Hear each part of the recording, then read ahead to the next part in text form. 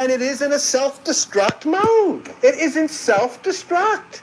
There has been nothing but wars and nothing but cancers and nothing but rapes and nothing but drugs and nothing but violence. And there are churches or temples or synagogues or all of these things on every street corner and preachers and teachers all over the place. And everything is a violent, brutal experience and the most magnificent planet in the world. So then let's change it and start to plugging in and say, this is the way that I'll do it. I will be obedient to Jehoshua, and I will seek within myself, and I will be persistent in my meditation until finally I can make that circuit complete. You can take all the lights in this room, and I'll tell you something. If you got the two wires like that, it's going to be black as pitch in here. When you get those two wires to touch, the lights are going to go on. You can snip any wire here, and the lights will go out instantly because there's not a contact made. And that's what real prayer is. And I think the best exponent I would give you, and anybody in here who wants to look at it. It's hard to put into words the horrors that we've witnessed every day during our time here. Entire families. I'm not going to give it to you, but I would suggest you buy it, is a book called Man Was Not Born to Cry by Joel Goldsmith. And Joel Goldsmith speaks very, very fluently and beautifully about that as prayer. Joel Goldsmith was the first one to bring to my consciousness and to my attention the fact, who in God's name do you think that God is favoring ahead of you? Do you honestly believe that God is giving somebody else something and withholding it for you? What are we doing here? And do we think we can turn them on by performing some kind of tricks? Look at me, I'll put stuff on my head, or I'll sit on smoke or something like this.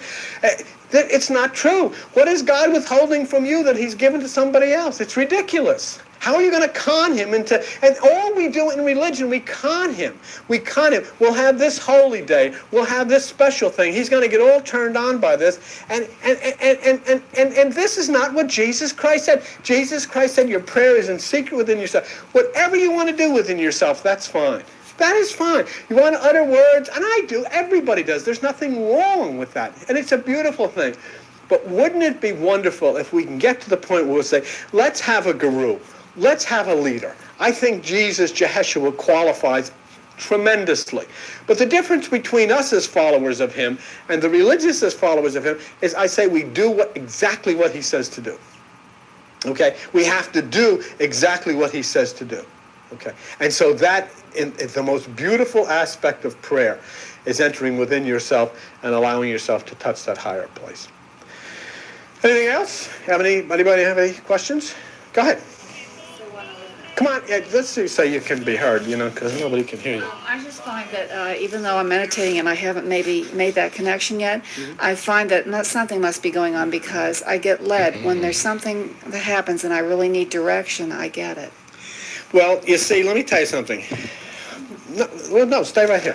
Let me tell you why, just turn right here. Let me tell you why that's an extremely important thing to say. What you have just described is a point in your life where there is a need to accomplish, do something, go somewhere, and you're feeling this direction coming within yourself. What you have just described is the instinct that pours forth, that God gives to each and every one of the animal kingdom who, I'm going to have a baby, what do? This is what you do. It's getting cold here, where do I go? This is where you go. The direction comes automatically to the animal.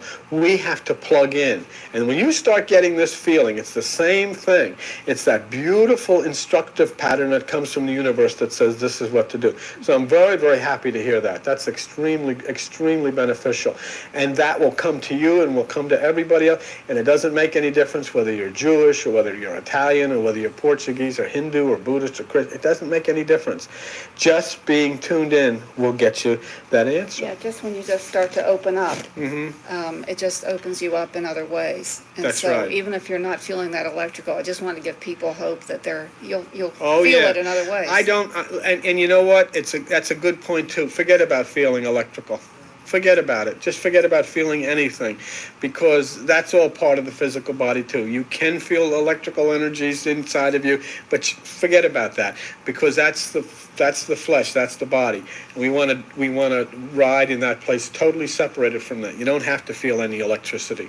You just have to be willing to be obedient and hold yourself in this meditative process until I think what you feel is the most important thing to feel, not electrical bumps or anything like that, but you start to feel good, positive direction in your life. That's what counts. And the other thing you said a couple weeks ago that was really important was, and which I hadn't been doing, was make it your intention that you want to be in the Christ consciousness. That could be the prayer part, That's saying, right. Sure. you know, this is This is what I intend to do, and then that helps sure. you. Because then you're telling your own mind. Right, You're, right. We were talking this morning about if a person starts, having sexual thoughts. The very pretty young lady sitting over to my right, known as Miss Joni, and she likes to dabble in cosmology and things like that. Not only does she dabble in it, she has computers of it, but she goes to the extreme of wearing it. Now let me bring you over here and show you.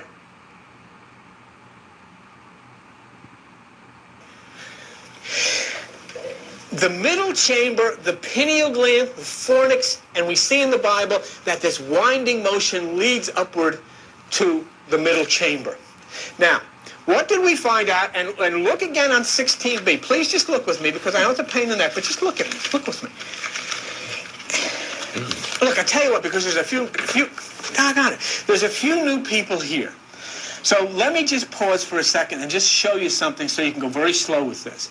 Matthew chapter 14, verse 36. Go to page 791. Matthew chapter 14. And look at verse 36. All right? And this is what I want to show you. Because I've showed you that dura mater, pia mater, and arachnoid is the brain. That's the temple. But the New Testament. Matthew chapter 14, verse 36. Okay. And what's the matter? Wait a minute. Have I got the wrong one? Yeah. Is that Matthew? Well, I'm in the wrong book. I was just testing you to see if you were really paying attention. I knew what I was doing, he said.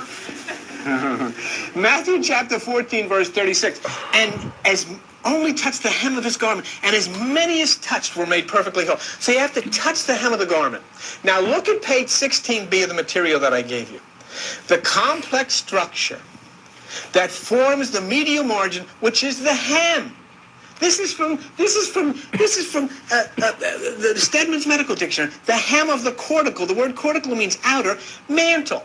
The word mantle means cloak or garment. It's the hem of the garment. It's your brain. So as many as can touch that. And if you touch that, you'll touch the pineal. And if you touch that, you'll touch the hippocampus. And if you touch that, you'll touch the fornix. But how do you touch it? You touch it not by going to church, not by being any part of any religion. You touch it by getting out of those places. As fast as your little legs can carry you, run away from those people. And you touch that by entering within yourself and allowing the energy to roll the stone away from the fornix, and then you're made whole. So we have that, the hem of the garment. Now this is what's interesting. Now I know this is English, and I know this is but remember a lot of these words, these are all Latin words. So you're going to have very consistent all over the world. But this is what's interesting to me. The hem of the garment is where Jesus is, where Aman is, where Amun is. And where was Jesus born? Beth means house. Right? La. That's just interesting. The house of the hem. I'm just saying, think about it. Just think about it. Doesn't mean anything, but to me it does. But just think about it. And I want to track these words with you by you looking at page 349 in the Bible. And on page 349, you go to a book called First Chronicles, which is a book that we very seldom read. I mean, nobody reads it because it's just a lineage of who was messing with who and who had babies and all of this kind of thing. Anyhow, what's very interesting to me about this, if you look at First Chronicles chapter 4, I want to show you something. And this is neat. You sat through all of this stuff. Now we're going to get to the good stuff. First Chronicles chapter 4.